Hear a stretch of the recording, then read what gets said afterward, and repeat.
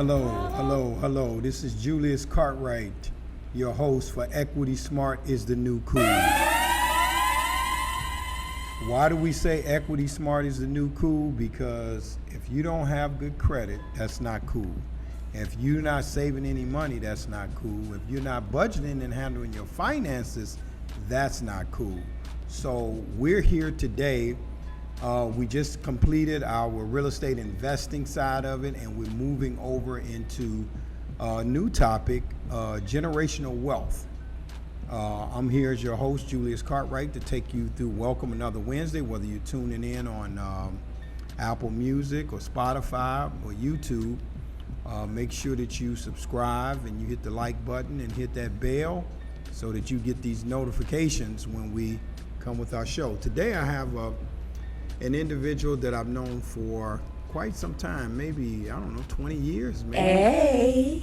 Maybe 20 years, yeah. So, but it's longer than that, Julius. Has it 25, 30 years? Yeah, because it was probably about 30 years ago when I first came into your office with my sister, Yes. Valerie. Yes. Yes. And I was introduced to Julius Cartwright. I think I saw you maybe a couple times after that. But I didn't see you anymore until I came to your office over there on, the street is that on? Superior? Superior. Yep. Okay. Mm-hmm. Okay.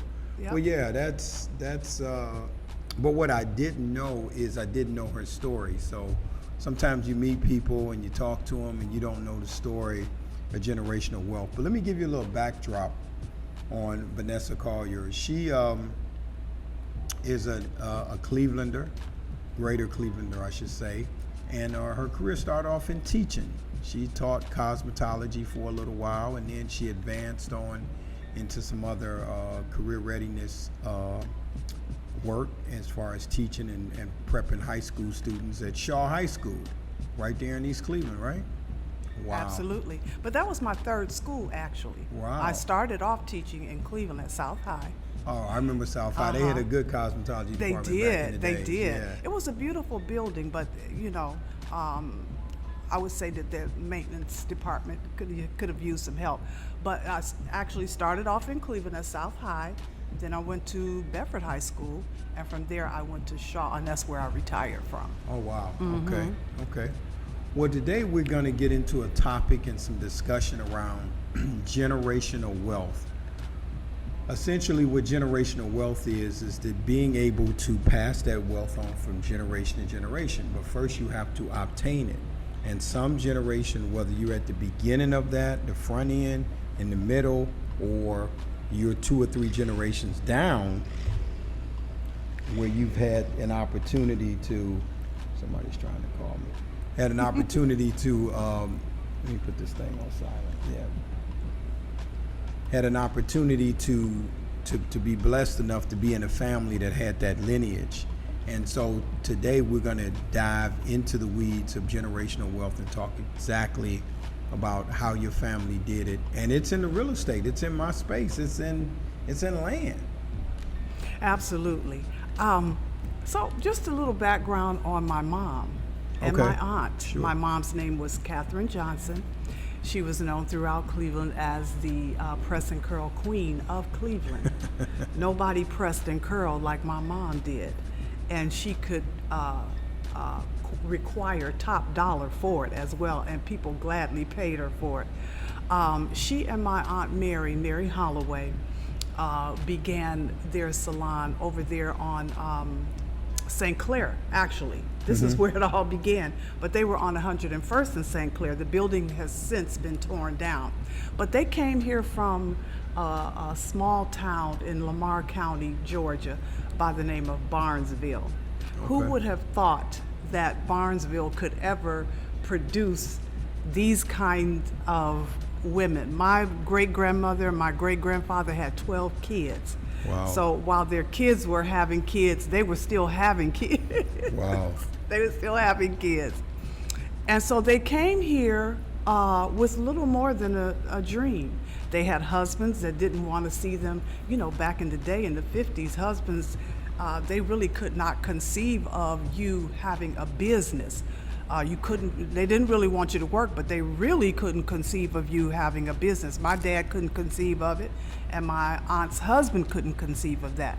And so they had to go through a lot of trials and tribulations to just start the business, just to purchase a chair. They didn't have a lot of money. They had my mom had a high school diploma, and I want to say my aunt did as well. But that's as far as they went, and that really was an accomplishment for Barnesville, Georgia, right? So they came up with this idea of going to cosmetology school, and just think about that. They had children. They had to figure out a schedule, in terms of when they would be able to go. So it really all began with them, just a small dream that blossomed into something pretty significant. So they began here on St. Clair, and then later on they relocated out to 131st and Bartlett, and that's where the business really blew up. Wow. It got so big, though, we needed to do something else. We had outgrown the storefront. I came into the business right out of college. I graduated from Kent State one day, and the next day I was in the salon, but I needed to get a license, right? Right. So I had to go get the license, and while I was in the process of getting the license, my mom's partner, my Aunt Mary, passed away from cancer. So there was a moment there where I was working in the salon and really didn't have a license. My mom, because she had lost her partner and her aunt and her friend, she wasn't there. She was absent. She needed to grieve for, a moment. Sure. But anyway, I was able to go on and get my license. And I think you stated that I went into teaching first, but I did not. I went into the business first, and it was out of necessity because there was no one there to keep the doors open. So I came on in, kept the clients going until my mom could get back. And once she got back, I started pressing her about relocating because we truly had outgrown that place. There was standing room only in that little storefront, and so we moved up to Warrensville. Wow. I actually always had this thing that I did back in the day. I would get the sheriff's list from the county all the time. I would get the sheriff's list just to see what was on there. I actually purchased some property off of there. But I ended up seeing the salon building there on the sheriff's sale, and I talked my mom into let's get down there and get that building, and I thought for sure someone would be there bidding against us. You know how it works. Oh, yeah.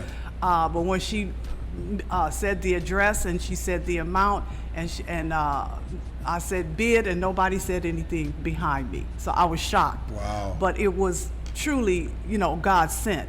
Because people came by and said, are you telling me you bought that place and I was supposed to have that place, or I was going to buy that place, I was going to buy this place. Everybody was going to buy it, but anyway, we got it at the sheriff's sale. Wow, you beat him to the punch. Beat him to the punch. You got to act. A lot of times when you're taking a risk, you got to go ahead and plunge into it.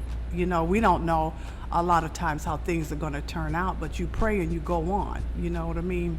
So we did, and we were very successful there. But meanwhile, I ended up, on the days that I wasn't in the salon, I would substitute teach, and then I was asked to do a position in the cosmetology department at South High School. Okay. That's where it all began for me in terms of teaching. So I did. I went to South High, taught there, and went on to Bedford, and then, of course, I retired from Shaw High School from the East Cleveland City School District. But meanwhile, based on that little investment that my mom and my aunt made, because I think they had like $3.56 between them after they purchased their chair, paid their rent for that first little place, which was right across the street from my uncle's church. So I always tell my children, everything that we did in that community was black. We went to school black, we went to church black, we went to get our hair black. Everything we did was housed right there in our little community, right down the street from this place here. It was in the St. Clair area. The church was on 101st. My mom's salon was right across the street on 101st. And so everything we did was right there in our little community. You know, we spent our money with our people. And so back to building wealth, that's where it began for us with Okay. my mom and my aunt, that dream that they had. And then later on, as I was in the salon, I began to have, I guess you could call them visions of things. But I always did have them, even as a kid. I always was thinking of ways to improve things, thinking of ways to make things better, or I wanted to create something, but I never knew how. I certainly didn't have the information. Right. And then, you know, we've always had this land in Georgia. But when my great-grandfather passed away, he left the land there, but there was never anybody willing to go down there. People had lives up here, you Right, know. right. They had children to raise, they had jobs to go to, and they really didn't spend a lot of time down there. If they did, they were going to see their sister or their brother, and they passed by the property, you know what I mean? But nothing had ever been done. Now clarify for our listening audience here. When you say the property, you're talking about the land. Yes. And what was on the land and how much acreage was involved? Well, originally there was about 342 acres. Wow. So it was split between the majority of the siblings, and then there was one sibling and her son who owned the rest of it. So it was kind of split down the middle. Got it. But nevertheless, nobody was really doing anything with the property except keeping up with its value. You know, this year it was worth this much, and next year it's going to be worth Paying that the much. taxes and Paying all the that. taxes, of course. Thanks, Uncle Junior. My uncle and my grandfather always made sure that the taxes were paid. So I really appreciate them for that. But nobody ever did anything with the land. And fast forward to when my son came out of college, we kept having meetings about the land. And see, our family has always been business oriented. Yeah, business. We side. have investment clubs with amongst our family. We had just club meetings. What can we do? What can we do with this money? Or what can we do with that money? Or what can we do with the land? They never could come up with any ideas for the land, though. Not to cut you off, but talk Yeah. about how important was those investment. Would you talk about Clubs. investment clubs? Yeah. Who approached you about investment club, and like how weary was you about investment club? I was never weary. Okay. Because I was an investment-minded person. I just didn't know that. Now, my cousin, Joseph Sims, who is currently living in Texas, is an attorney, and he was living here for a while and came to us. We met as a family. This is on my grandmother's side. We met as a family, but we really weren't doing anything. We were just kind of meeting and eating and having lunch together and that type of thing. And then he moved here after he graduated from school, just before he went to law school, and he suggested that we get involved in this investment group. It piqued my interest. You know, now we had maybe a couple people say, well, I don't know about this because, you know, people are afraid of where their little coins are going to go, you know, Absolutely, and who's going to be in absolutely. control. That's You know right. how that goes. But anyway, he convinced us. My mom was very investment minded. She was already invested at the bank. But I convinced her that she was going to get a better return on her money if she allowed my cousin to take it and invest it, and invest it is what he did. And they began to see a return. The valuation is done quarterly, and then you see how much the value of each share is going up and up and up. And so some of them, some of us have been made, you know, quite wealthy as a result of it. We stuck with it. That's major. That's Yeah. major. But Yeah. let me chime in here, because that's one of the things that we talk about, and there's very few families that are doing it as a family. I know you mentioned you got a family reunion and so forth coming up, but I wish more families would take on the task of becoming and putting together an investment club, because it does quite a few things. Number one, it builds wealth. It also teaches you about ideally the stock market. Some investment clubs may just be in real estate or whatever, it's crypto, whatever you choose. But it's teaching you, so it's a teachable moment for the family. And if you're around family members and you're growing up learning that, that's the best way to learn it. I mean, you're not doing this in a vacuum by yourself. When you're making money, making mistakes, and making decisions, it's a beautiful thing for your family. So I applaud the family for that. That's beautiful. That's absolutely. Wonderful. And when my mom passed, her shares in the club went to me and my sister. Okay. So her wealth is still helping us. Wow. I was then able to take part of that wealth and use it to manufacture my blow dryer. Wow. Do you see what I'm saying? Yeah. I didn't have to depend on a grant. I didn't have to depend on a loan, even though towards the end here I've had to do, some credit cards for shipping and that type of thing. But the biggest portion of the cost for getting that manufactured, getting my mold made and all of those things, I was able to use a portion of the shares that my mother left behind for me. So it's very, very important. And a lot of when we first started off, people were putting in $2. They were putting in, maybe $5 this time, and then they moved up maybe to 20, 25, and then they were up to 100. But we started off really small. Right. But we saw the growth and understood, because we saw growth, we understood the possibilities. You know what I'm saying? Yes. Now, I think that a lot of people don't really understand that sometimes the wealth that you're building has nothing really to do with your lifestyle at all. It's a legacy that you're leaving behind. That's true. For the ones who are coming behind you. Now, I'm a little fearful, and I hope my son is watching, because I called my granddaughter maybe about a couple weeks ago. I said, listen, I want you to come up here so you can learn my business.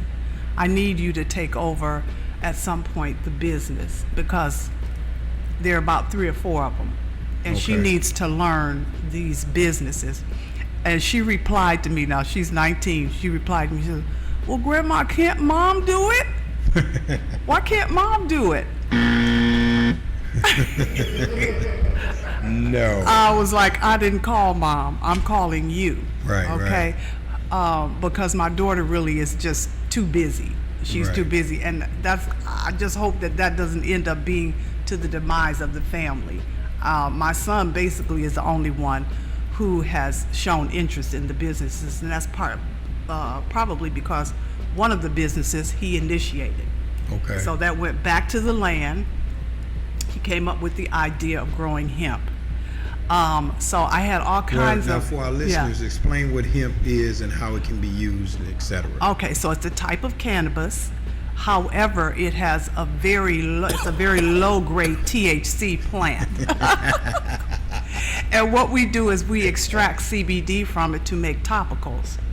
And the top seller is the pain salve, because just about everybody I know, they suffer from some type of pain at some point, and it's so good because it's 1,000 milligrams. Wow. And it doesn't take much, you don't have to use much Right. to get pain relief. So everywhere I go, people know me as the pain salve lady, and do you have any pain salve? That's all they want to know is, do you have any pain salve? So I carry it with me everywhere I go. But it was my son's idea, but when I first got involved, I was kind of, I had anxiety about it because I didn't know enough about it. I didn't, and I had people in my family say, oh, my father would turn over in his grave if he knew you was down here growing marijuana. Right? But it's not marijuana. Right. It is a different, it's a plant that looks like marijuana, it does, and we hand harvest everything. Now, I will say this, now, if you want to get into smoking, you can with hemp, but that's not what we do, that's not what I do.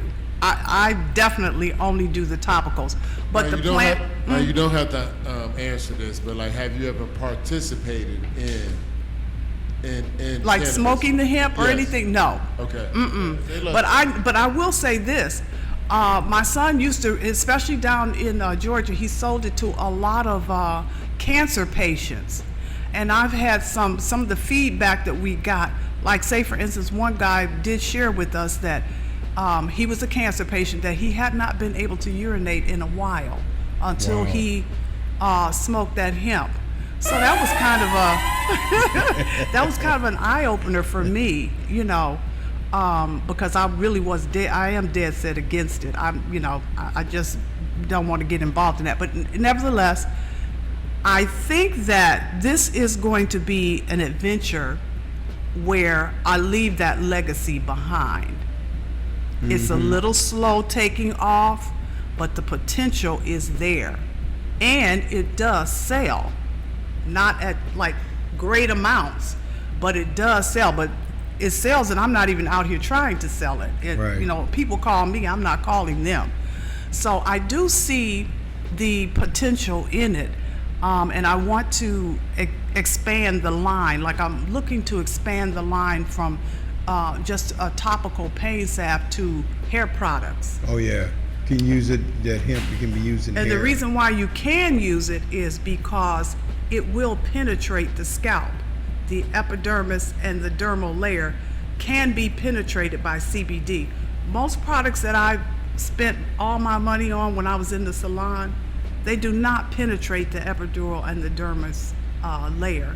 They don't penetrate it, so you just got it sitting on the scalp, you know. But we thought it was actually doing something. So does it help your hair grow, or? It does, because it Wow. penetrates down to the papillary layer, and that's where and yet it does not get into your bloodstream, which is a beautiful thing. Wow. Now, even if it did get into your bloodstream, you only have a 0.03% of THC. So it's not even enough to mention, but it's enough to do the things that you needed to do in terms of holistic healing. You know what I'm saying? Yes. Yes. So yeah, it's something that I see as creating a legacy on down the line. I don't even want to say that, because I might just see a lot of profit from that. Yeah. It's just a matter of putting in more time, because I actually have these 2 or 3 businesses going. I still have But the I salon. think the thing that you said to me that's very important is this younger generation. And you know, a lot of people like to say what they're not capable of doing, or they're not, you know, stepping up. But I think if if we take our time and try to educate them more and try to slowly walk them through the process, it'll kick in. Like Sure. I tell people, my career, I didn't know what I wanted to be in high school, and didn't have it figured out till I was about 19 or 20, and then I started to walk in what I need to walk into.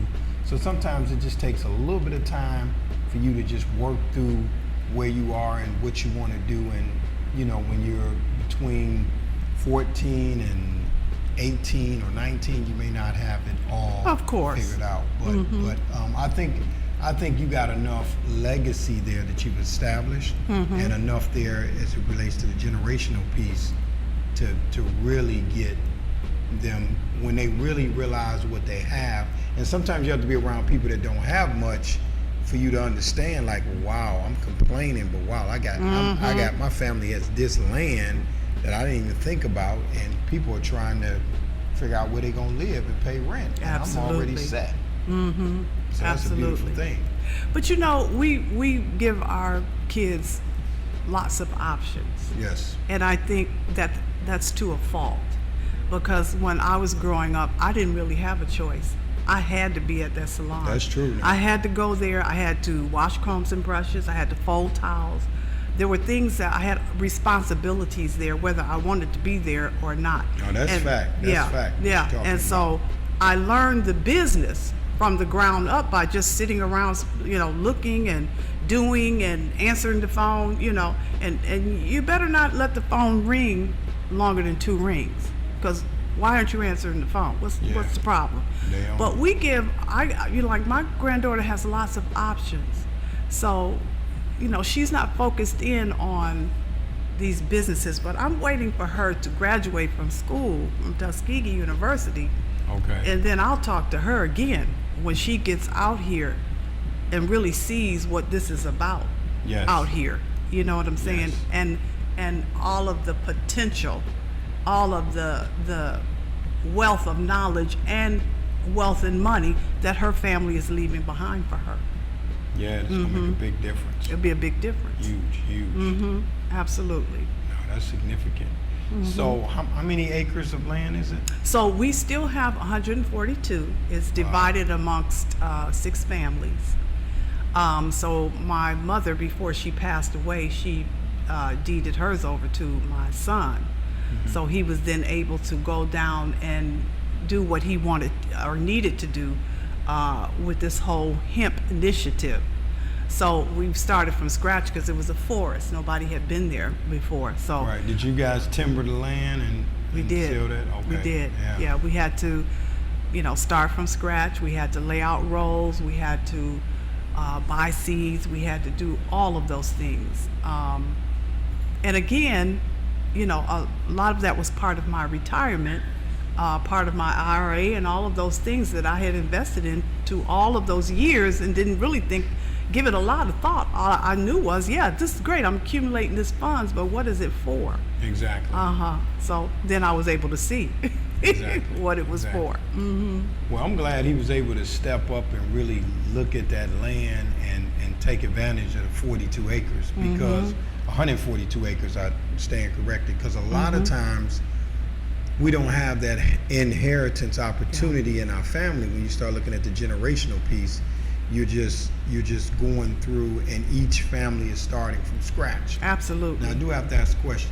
There's 6 families involved. Yes. 142 acres. How is everybody getting along? How does that work? Because typically, and just keeping it 100 in a black family, you got a couple families together, there's some turmoil. Absolutely. When a new idea pops up, somebody is saying that they're actually going to take up the mantle and make this happen, whether you agree or not. Of course, they're the source of contention, for sure. But people, I think, have gotten over the fact now that they see that something may come out of this, because they didn't know for sure what my son was actually going to do, or if he was going to be successful, or if he was going down there to make a total mess of things. Right. Nobody knew. I didn't know. I didn't know a lot about hemp at all. I'll just be honest with you, Julius, and I had anxiety about the whole thing. I'm like, how did I get involved in this, and why am I involved in this? But I didn't want to see him fail. I've always been a proponent and an encourager of dreams. Somebody tells me they have a dream, I put some kind of money behind it, you know what I mean? Absolutely. I do. I may not have a lot of money at that time, but I put something behind it because I'm a dreamer. Somebody told me that the other day. You're a dreamer. My family calls me Vicky. But I say, they say, you're a dreamer, Vicky, and I had to admit that was true. Yes. Yeah, I've had a lot of dreams. Some of them have worked out, some of them have not. But I'm a risk taker for sure. And this was a huge risk because we had to figure out where he was going to live, because nobody had lived on the land for many years, like 40 years, 40, 50 years, okay? So we had to figure all of that out, and he laid his first crop. We went down to help out with that, because we hand harvest everything so that you won't lose any of the potency of the plant. If you use a machine, you're going to lose some of the potency of the plant. So we go down in that hot Georgia sun with our hats on. And one time we were down there, my husband passed out. He passed out, and I had to get him in the car, get him back up to, they have one store in the whole town, get him back up there and get him some Gatorade. What's the closest city to that? Griffin and Thomaston. And Griffin, Georgia. How far is that from Atlanta? Okay, so Barnesville is about 45 minutes from, I would say 45 miles, 45 to 50 miles from Atlanta. Okay. Now, most of my relatives who come from Barnesville, they've all moved to Atlanta, except for the ones that are up here. Well, I'm glad that he did come out there and take a look at the land, because here's the other thing that happens in our family, legacy, is that we have something that we inherit, and since nobody's tending to it, we just decide to sell it. I see that happen here locally in the real estate game all the time. Somebody leaves the house to somebody and they don't want to deal with it. They instantly just, well, what can we get for it? Let's just sell it and liquidate it. And the fact that you had dirt sitting there for 40 years, that's a testament of itself. That it's just sitting there and you didn't do anything with it, but you didn't sell it. No. Because we often will part from something just to liquidate and get our few dollars and move forward. But now you've been able to timber the land, make money when you cut down the trees, sell the trees, and now you're growing the hemp, and who knows what's next. What percentage of the land is covered with the hemp? Currently, we're only using, he uses 1 to 2 acres. Okay, You don't need any more than that, okay, because once you harvest it, and then he puts it in this machine, and the oil is what we want. okay, See, because we don't sell smokables, we're not really interested in the flower as much in terms of selling smokables. But Okay. what we are interested in the flower for is the oil. the oil is The key. oil is what you make your products from. Okay. The oil is, even if, and we are going to move into mass production, Okay. hopefully within the next year. And so when we talk to them about mass production, they always quote the price in with the oil. And when we tell them we have our own oil, it's like, you have your own oil? Yeah, where are you getting the oil from? We have our own land. You have your own land? They I can't mean, believe it. it's almost like they can't believe it.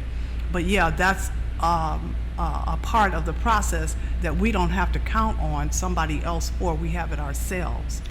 So tell me this question now. How do they use that? Because they use it in construction too. So do they use the oil in the construction, or they use the No, they actual use the plant? flour. The flour. They would okay. use the flour. Yeah, Yeah, because absolutely. they said they're building houses with that and replacing. Yeah. Yeah, it's supposed to be more durable than wood and stuff like that. Yeah, absolutely. And we've talked to a couple of people about the whole process and selling at wholesale. And so eventually we will do that. And it Okay. may require more acreage Right. to keep whoever we're selling at wholesale to keep them supplied. We would need more acreage. So on Sure. down the line, that might be a possibility or something that we can do. But for 1 or 2 acres, that's doable for us, my husband, myself, and my son. Right, right. That's doable. We could actually get out there and work that land. But when it becomes more than that, then that's a You problem. got to start putting some infrastructure in place. Putting infrastructure in place and maybe hire help. So let me sort of recap. So we've talked about your journey and how you got started. We also talked about the investment clubs, your family investment clubs, and now what you're doing as a business model as a family. Yeah. What advice would you give our listeners as we get ready to close out, and what would you suggest that they do if they want to get in this space, and how to keep a family together in this process of building generational wealth? I think a lot of people feel that they don't have a lot of money, that they're not supposed to be saving. But here's the thing. Think about all the money that you blow. Now, I'll remember being a kid, and there at the 105 in St. Clair, there was a big building called Cleveland Trust. Yep. And when my mother would do her clients, even if it was one, and back in the day, you only got $3.50 for a press and curl. But my mother wouldn't spend that money. It didn't seem like a lot. She would send me down to Cleveland Trust. I was only 7 years old. Wow. She taught me how to fill out the deposit slip and all of that. And I would go up there. I couldn't even really reach up there, but I would put it up there. And see, back in the day, people were very honest. You put it up there, and there was one young lady, what do you want? My mama said put $3.50 in her savings. Okay, and I would keep going for my mom. And that's how she really began a savings. And it taught me something. You don't have to have a lot of money to start a savings. Right. You don't have to. But if you are consistent and you keep going there to the bank or wherever it is, I suggest that you separate your savings from your checking account. Absolutely. Digitally, if you have it there, or even start an account at Ameritrade or someplace like that, a brokerage house, because it's too easy for you to just then click over and get the money from your savings, and then next thing you know, you have nothing. And right? It's hard to go back and put it back. And you're not going to never- go back and put it back. So Right. I would suggest that you either separate it at another building, or go to a brokerage house and put in some money there. But don't think that because you only have $10 or you only have 25 or whatever, that's not enough to start your savings journey, because it is. If you're consistent and you keep it up over a period of time, you're going to have something. You'll have something to invest. You'll have something to leave your children. You'll have something to, start a business with. Absolutely, absolutely. Well, listen, it's been great. It I has appreciate been. you carving out time and joining us on the podcast. Hey. Well, Equity Smart is the New Cool is all about preparing yourself for wealth enhancement and what you need to do, whether it's something as simple as credit or budgeting or buying real estate or generational wealth or something investing in the stocks or business development. I think we covered a little bit of it all today because we talked a little bit about real estate, talked about investment clubs, certainly some entrepreneurship, some business tactics that we can discuss and look at, and the fact that the family had the fortitude to move forward. I appreciate all of my listeners. Make sure you smash the like button. Make sure you follow us on all the social media outlets. Once again, this is Julius Cartwright for Equity Smart is the New Cool. Thank you for joining us.